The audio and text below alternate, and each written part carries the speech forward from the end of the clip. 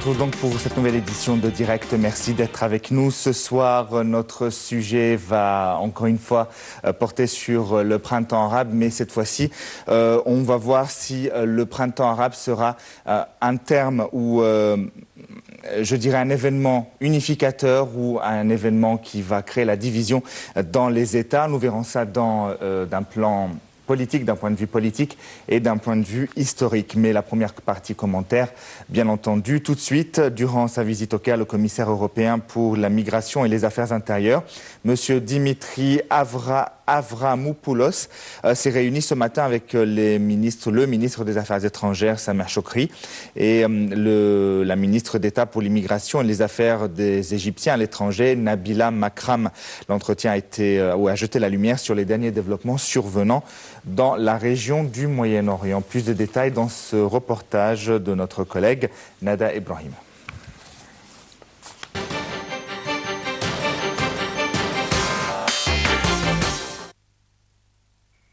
Le ministre des Affaires étrangères, Sameh Shoukry, accompagné du ministre d'immigration et des Affaires des Égyptiens à l'étranger, l'ambassadrice Nabila Makram, ont reçu ce matin le commissaire européen pour la migration et les affaires intérieures, M. Dimitri Avramopoulos, en visite en Égypte pour mener des consultations autour de nombre de questions d'ordre régional et pour relancer les relations bilatérales entre l'Égypte et l'Union européenne.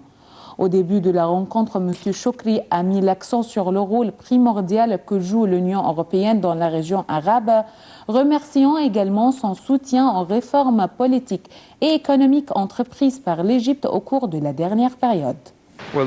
C'est une rencontre très importante pour les deux côtés qui vise à renforcer la coopération et les relations bilatérales entre l'Égypte et l'Union européenne.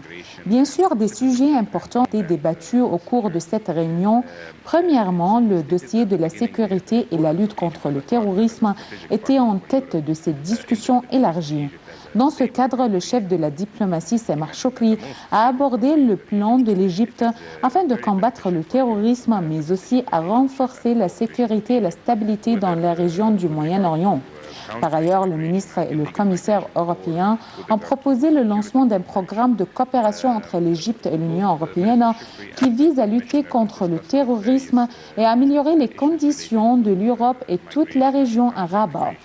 Par ailleurs, l'entretien a jeté la lumière sur le dossier de l'immigration clandestine et le problème des réfugiés, ainsi que le rôle central de l'Égypte pour contrer les crises dans la région arabe et le Moyen-Orient. Le chef de la diplomatie a aussi présenté sa volonté à intensifier les visites des délégations dans la période à venir afin d'échanger des expertises entre les deux côtés. De sa part, le commissaire européen a salué les efforts déployés par le gouvernement égyptien afin de combattre le terrorisme ainsi que le phénomène de l'immigration clandestine.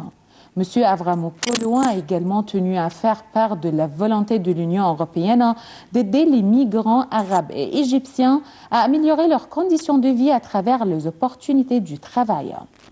Nada Ibrahim pour NITV International.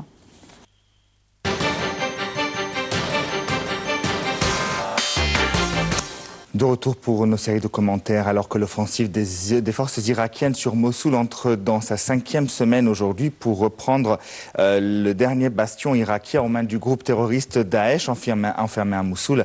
Daesh a perdu hier une de ses prises symboliques à une trentaine de kilomètres plus au sud, avec l'ancienne cité antique assyrienne de Nimrod. Mohamed El-Houmoussani pour les détails.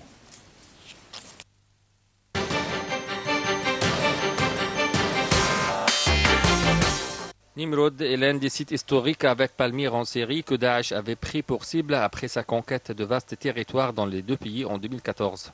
L'armée irakienne n'a pas donné de détails sur l'état du site situé sur le bord du fleuve Tigre. La communauté internationale s'était alarmée au printemps 2015 lorsque Daesh avait diffusé des images montrant des djihadistes détruire au bulldozer, à l'explosif et à la pioche des monuments, des bas-reliefs et des statues de la cité.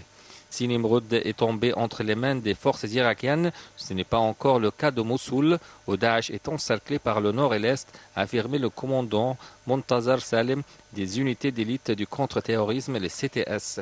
Ces forces s'activaient dimanche à Karkoukli et nettoyaient rue après rue les maisons à la périphérie d'Arabja deux quartiers de l'est de la ville où les francs-tireurs djihadistes embusqués continuent de prendre pour cible les membres de CTS.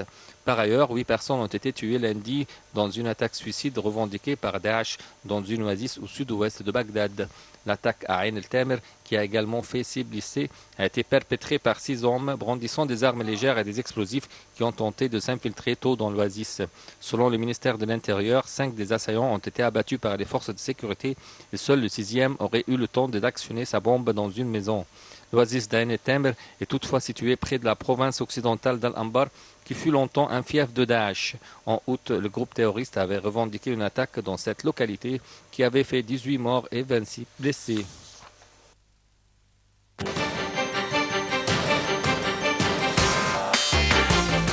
En Syrie, le groupe Daesh, c'est ce qu'on venait de voir il y a quelques instants, c'était en Irak. Maintenant, en Syrie, le groupe terroriste Daesh cédait encore du terrain où une course de vitesse oppose Kurdes et Turcs vers Raqqa dans le cadre de l'opération Colère de l'Euphrate.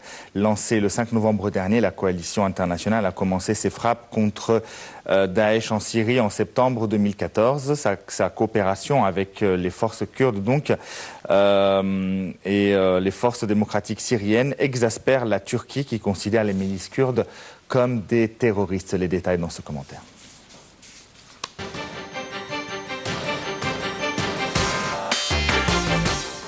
Pour ne pas perdre El Beb, l'une des dernières villes qu'il contrôle encore dans le nord de la province d'Alep, près de la frontière turque. Dimanche, les rebelles syriens, soutenus par les forces turques, ne se trouvaient plus qu'aux 2 km selon l'Observatoire syrien des droits de l'homme, l'OSDH. Les forces démocratiques syriennes, les FDS, dominées, elles, par les Kurdes et soutenues par Washington, en étaient à 15 km à l'est. Quant aux forces du régime syrien, elles sont à 10 km au sud. Dimanche, l'armée turque a bombardé la ville à l'artillerie et depuis les airs, a précisé l'OSDH, sans fournir de bilan des victimes. El Beb, ville de 100 000 habitants, arabe est le principal objectif de l'opération Bouclier de l'Euphrate lancée le 24 août par la Turquie. Cette offensive sans précédent vise à la fois Daesh et les forces kurdes des YPG, unité de défense du peuple kurde, considérée par Ankara comme une organisation terroriste. La Turquie veut empêcher à tout prix la création d'une zone semi-autonome kurde le long de sa frontière. Et après El Beb, puis Minbij, village tenu, lui, par les milices kurdes, ces forces entendent ensuite se diriger vers Raqqa, comme l'avait annoncé le président turc Recep Tayyip Erdogan le 27 octobre. Pour la prise de la capitale syrienne de Daesh, les troupes turques sont aussi lancées dans une course de vitesse avec les FDS qui progressent, elles, vers Raqqa dans le cadre de l'opération Colère de l'Euphrate lancée le 5 novembre.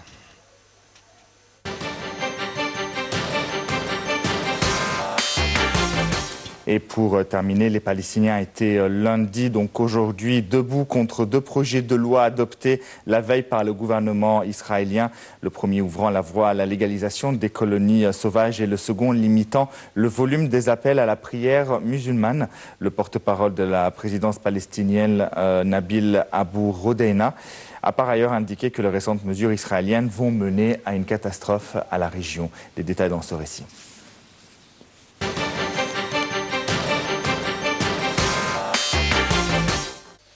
Les 2 textes ont été adoptés par la commission ministérielle des lois et doivent encore être votés en 3 lectures par le Parlement israélien. La direction palestinienne va se tourner vers le Conseil de sécurité de l'ONU et toutes les autres organisations internationales pour stopper ces mesures israéliennes, a affirmé M. Abu-Rodeina, dénonçant des démarches totalement inacceptables. De son côté, sur la radio publique palestinienne, le ministre des Affaires étrangères, Riyad El-Malki, a accusé le gouvernement israélien de chercher à imposer des faits accomplis sur le terrain et créer de nouvelles réalités en légalisant les actions illégales qu'il commet. Le Hamas a pour sa part dénoncé une provocation flagrante à